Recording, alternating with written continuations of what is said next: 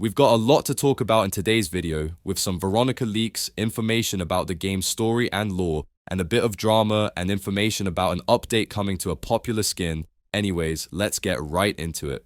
Firstly, it looks like our wait for Veronica news might finally be over. Earlier today, Hitoko dropped a teaser in the Sneak Peeks channel saying, "We've shown a lot of one person, but not of the other."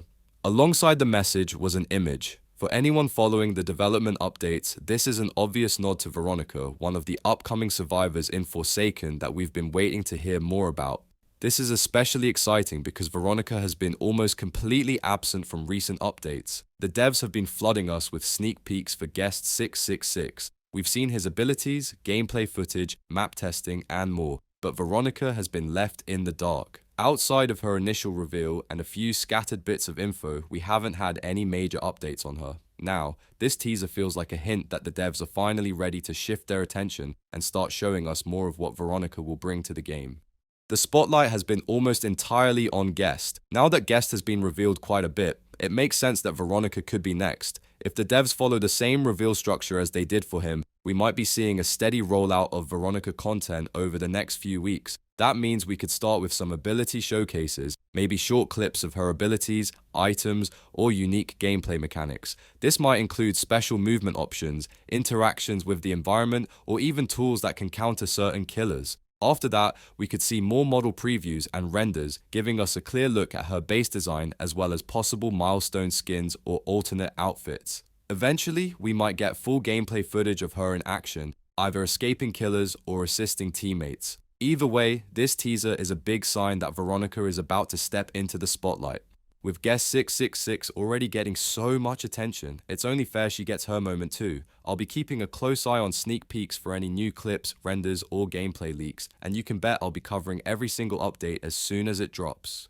Next up, we've got some pretty interesting lore details that were recently shared, giving us a better look into how Forsaken's story is shaping up. A tweet from iDrawStuff22 went over multiple things, and some of these points actually shut down old fan theories while also opening the door for new ones. First off, they confirmed that 7N7 does not in fact unalive himself. If you didn't know, this was actually part of an old, scrapped lore concept for his character, a darker backstory that had been floating around in community discussions for quite a while. With this new confirmation, it's safe to say that the devs are steering his narrative in a different direction, one that avoids that particular storyline. The tweet also confirmed that both Jane Doe and Azure are going to be fleshed out as characters in their own right, separate from their well-known connections to John Doe and Two Time. This is a big change because many assumed that most of their identity and lore would be tied entirely to their partner characters. Now, it seems like we're going to get unique lore points and motivations for each of them that stand apart from those relationships. This gives the developers more room to expand the world without every story being directly linked to another major character.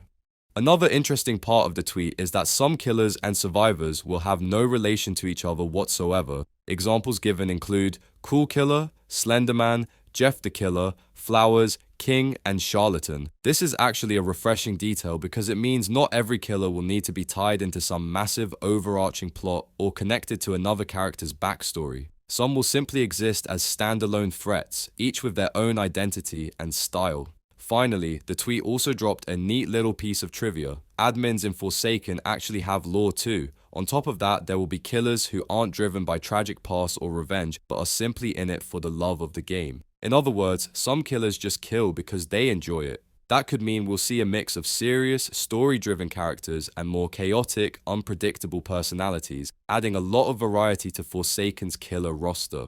Lastly, Pretty Princess recently found herself at the center of a small wave of community drama after images surfaced showing what looked like a potential redesign for her skin. Many players immediately jumped to conclusions, claiming the new look made her appear too evil or ugly compared to her original style. Some felt the design stripped away the charm they associated with the character, while others were simply confused about why the devs would change her appearance so drastically.